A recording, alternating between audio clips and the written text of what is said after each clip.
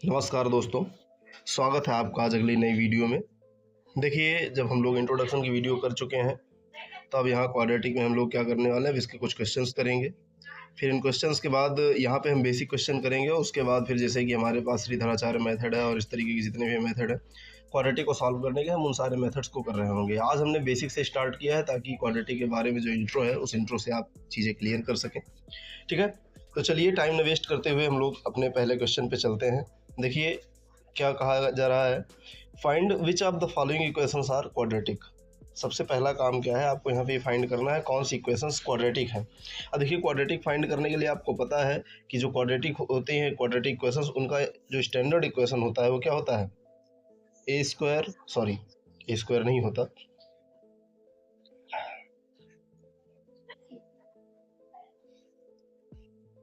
A x square plus b x plus c equal to, अगर zero होता है तो उसको हम क्या बोलते हैं, क्वाड्रेटिक इक्वेशन, जहाँ पर जो आपका ए है वो नॉन जीरो होना चाहिए, क्योंकि अगर ए जीरो हो गया तो फिर तो एक्स स्क्वायर वाला टर्म जीरो हो जाएगा।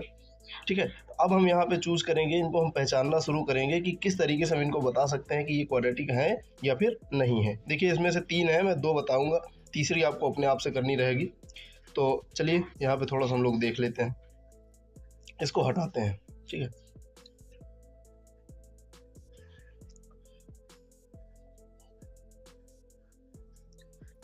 देखिए पहला क्या लिखा है, 5x² माइनस 8x, तो इसमें तो कुछ होना ही नहीं है, इसको एज इट इज लिख लेंगे 5x² माइनस 8x। ठीक है, आगे जब इक्वल लगा करके लिखा है तो इसको थोड़ा सा अंदर मल्टीप्लाई करते हैं तो क्या हो जाएगा, -3 और 7 का जो मल्टीप्लाई होगा कितना होगा, -21 हो जाएगा, और ये माइनस माइनस हो जाएगा प्लस, और 3 2 जा 6x। ठीक है, अब सबको ट्रांसपोज कर लेते हैं। जब ट्रांसपोज करेंगे तो क्या हो जाएगा, x² का टर्म तो और नहीं है, ये हो जाएगा 5x², ये -8x है, एज इट इज पड़ा रहेगा, ये +6x इधर आएगा तो -6x हो जाएगा, और ये माइनस का 21 इधर आएगा तो प्लस का 21 हो जाएगा, और इक्वल टू में 0 हो जाएगा।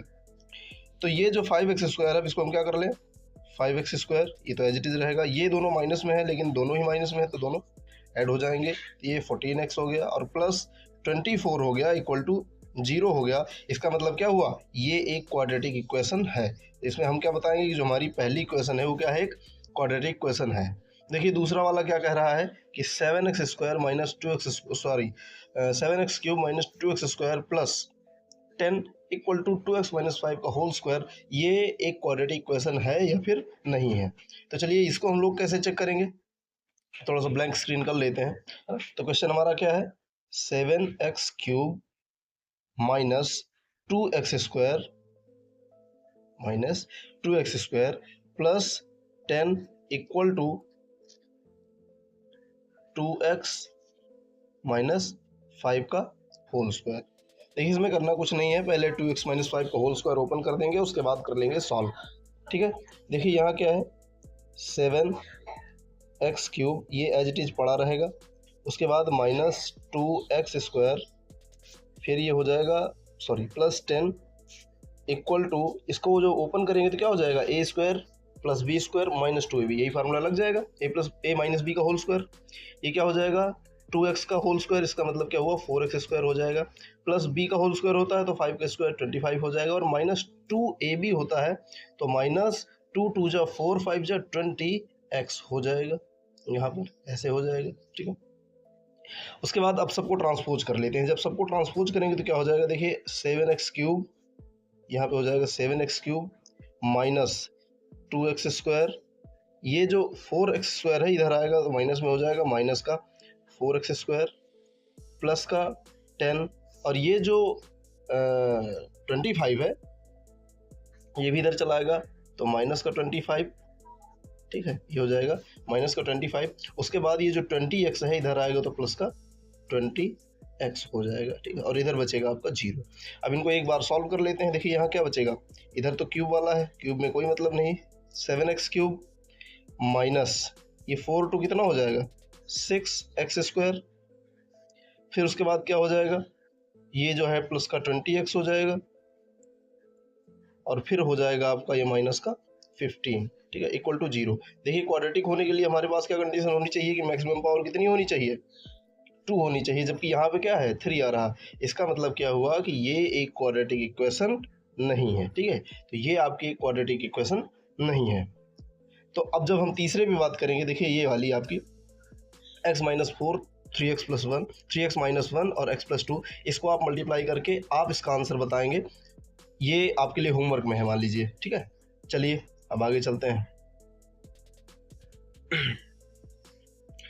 देखिए अब क्वेश्चन पे हम लोग बात कर लेते हैं। इसमें क्या कहा जा रहा है, the equation 2x square minus 3x plus k equal to 0 is satisfied by x equal to 2 the value of k। कहने का मतलब क्या है, देखिए जब सेटिस्फाइड की बात आती है तो इंट्रोडक्शन मैंने आपको बताया था कि जो भी वैल्यू इक्वेशन को सेटिस्फाई करेगी उसी को क्या बोलेंगे, जीरोस बोलेंगे या फिर रूट्स बोलेंगे या फिर सोल्यूशन बोलेंगे। तो यहाँ पे x की वैल्यू 2 दी गई है, इसका मतलब क्या हुआ, इस क्वाड्रेटिक इक्वेशन में अगर हम x इक्वल टू 2 पुट करते हैं तो हमको जो वैल्यू मिलेगी k की, वो यहाँ मतलब जो हमको k की वैल्यू फाइंड करनी है वो मिल जाएगी। तो देखिए इक्वेशन क्या दी गई है उसको सबसे पहले लिख लेते हैं। इक्वेशन दी गई है 2x स्क्वायर माइनस 3x और प्लस k इक्वल टू 0। हमको वैल्यू कितने पे निकालनी है, x इक्वल टू 2। तो जब x इक्वल टू 2 पुट करेंगे तो हमारे पास k की वैल्यू आ जाएगी, ठीक है। चलिए इसमें पुट कर देते हैं। x इक्वल टू 2 पुट करेंगे तो क्या हो जाएगा, 2 इंटू 2 का स्क्वायर, ठीक है, माइनस 3 इंटू 2, उसके बाद प्लस k इक्वल टू 0 हो जाएगा, ठीक है। ये अब यहाँ पे जब हम सॉल्व करेंगे तो 2 का स्क्वायर हो जाएगा 4 और 4 टू जा हो जाएगा आपके पास 8 माइनस ये क्या हो जाएगा 3 टू जा 6 प्लस k इक्वल टू क्या हो जाएगा 0। यानी यहाँ बचा आपका 2 प्लस k इक्वल टू 0। और ये क्या इम्प्लाई कर देगा कि जो आपका k है, k की वैल्यू क्या हो जाएगी, ये जो 2 इधर प्लस में है इधर आएगा तो माइनस में हो जाएगा, मतलब k की वैल्यू क्या आ जाएगी, -2 आ जाएगी। तो यहाँ से हम लोग इस पर टिक कर देंगे कि ऑप्शन नंबर 1 सही हो जाएगा, ठीक है। अब आगे चलते हैं।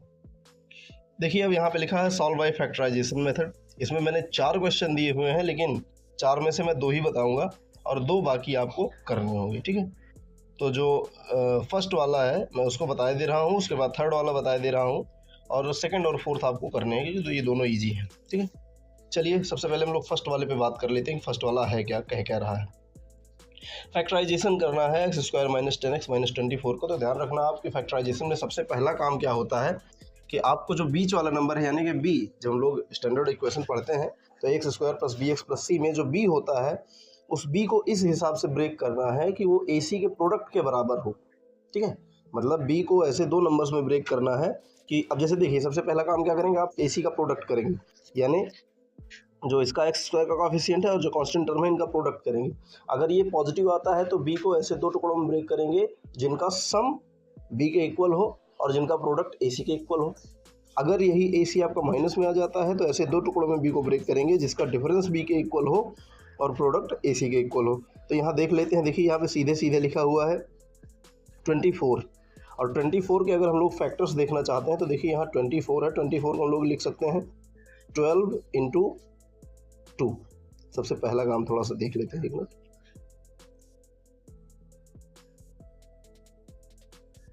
जो 24 है आपका, अब देखिए इधर ये तो माइनस का 24 है कांस्टेंट टर्म और वो आपका क्या है 1, ए जो है आपका 1, तो ये कितना आ जाएगा माइनस का 24। अब देखिए ये जो प्रोडक्ट आया है माइनस में आया है, अभी मैंने बताया कि माइनस में आएगा तो बी यानी 10 को ऐसे ब्रेक करेंगे कि 2 नंबर्स का जो डिफरेंस है वो 10 आ जाए और उनका मल्टीप्लिकेशन 24 आ जाए। तो देखिए हमारे पास कितना है 12 और 2, 12 से -2 करेंगे तो 10 आ जाएगा और दोनों को मल्टीप्लाई कर देंगे तो 24 आ जाएगा।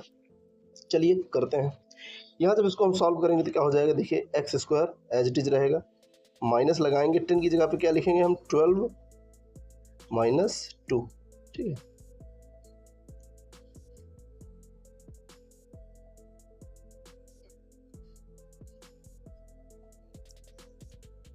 -2 लिखेंगे, आगे x लिखा है एज इट इज लिख देंगे, फिर माइनस का 24 लिखेंगे और आगे कर देंगे 0, ठीक है। यहाँ पे x square as it is बना रहेगा, फिर इसको जो हम x को अंदर मल्टीप्लाई करेंगे तो क्या हो जाएगा, पहले 12x होगा और ये देखिए ये माइनस माइनस क्या हो जाएगा प्लस का हो जाएगा और ये हो जाएगा आपका 2x माइनस का 24 इक्वल टू 0 हो जाएगा, ठीक है।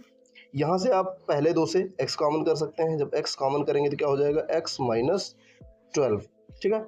उसके बाद यहाँ पर 2 कॉमन कर सकते हैं तो यहाँ भी क्या बच जाएगा एक्स माइनस 12 और ये क्या हो जाएगा इधर आपका 0 हो जाएगा। ठीक है, अब इन दोनों में से आप देखेंगे तो x माइनस 12 दोनों में कॉमन है, तो यहाँ पे क्या हो जाएगा x माइनस 12 और x, इधर x बचा है और इधर बचा है +2, ये हो जाएगा और इधर 0।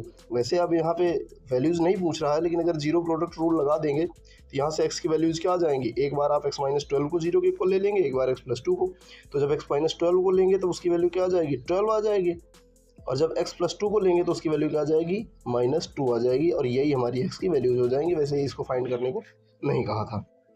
ठीक है, तो इस तरीके से आप इसका फैक्टराइजेशन कर सकते हैं। अब हम लोग चल लेते हैं कि हमको जैसे दूसरा, मतलब जो दूसरा दिया हुआ है, इस दूसरे का हमको फैक्टराइजेशन करना है, तो इसका फैक्टराइजेशन हम किस तरीके से कर सकते हैं, चलिए इसको भी देख लेते हैं।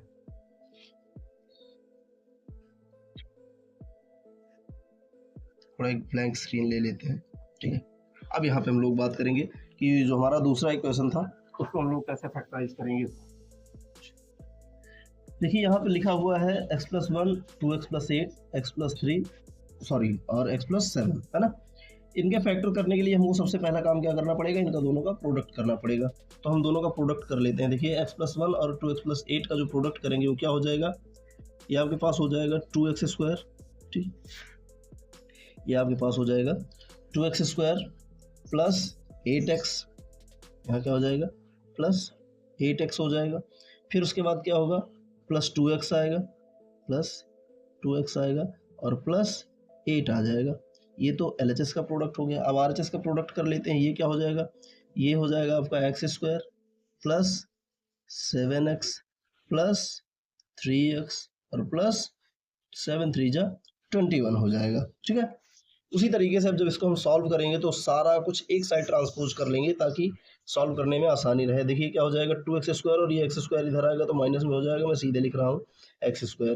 देखिए ये 8 to 10x हो जाएगा और यहाँ भी 7 3 10x है, तो 10x से 10x हो जाएगा आपका कैंसिल आउट। ठीक है, तो यहाँ पे कुछ नहीं बचेगा, इधर आपका बचेगा प्लस का 8 और ये जो प्लस का 21 है इधर आएगा तो हो जाएगा आपका माइनस का 21 इक्वल टू 0 हो जाएगा। तो देखिए x², अब यहाँ पे 21 से आपको 8 सब्ट्रैक्ट करना है, तो जब आप 21 से 8 सब्ट्रैक्ट करेंगे तो आपके पास कितना आ जाएगा, 13 आ जाएगा। ठीक है, यहाँ पे आपके पास क्या आ जाएगा, 13 आ जाएगा। अब इसको आपको सॉल्व करना है। जब 13 आएगा तो आप x² माइनस 13 इक्वल टू 0, तो इसका मतलब क्या हुआ, इस 13 को आपको इधर भेजना पड़ेगा, तो ये क्या हो जाएगा आपका x इक्वल टू √13 आ जाएगा। ठीक है, प्लस माइनस में, इस बात का ध्यान रखना। क्वेश्चन यहाँ पीछे मैंने और दे दिए हैं, इसके अलावा जो बाकी 3 क्वेश्चन है वो आप लोगों को कर लेने हैं। ठीक है, वो आपके लिए होमवर्क रह जाएगा, उसको हम लोग क्या करते हैं HW में दे देते हैं, वो आपके लिए होमवर्क हो जाएगा। और अगर आपको किसी और टॉपिक में नहीं समझ में आ रहा है, कोई और टॉपिक मैथ से रिलेटेड कुछ भी, आप कमेंट करके बता सकते हैं, आप अपना क्वेश्चन इंस्टाग्राम पर भेज सकते हैं, इंस्टाग्राम की लिंक दी हुई है। ठीक है, तो मैं आपके क्वेश्चन का सोल्यूशन करके वीडियो बना के डाल दूंगा। मिलते हैं अगली वीडियो में, तब तक के लिए टाटा बाय बाय, जय हिंद। पढ़ते रहिए, हंसते रहिए, मुस्कुराते रहिए।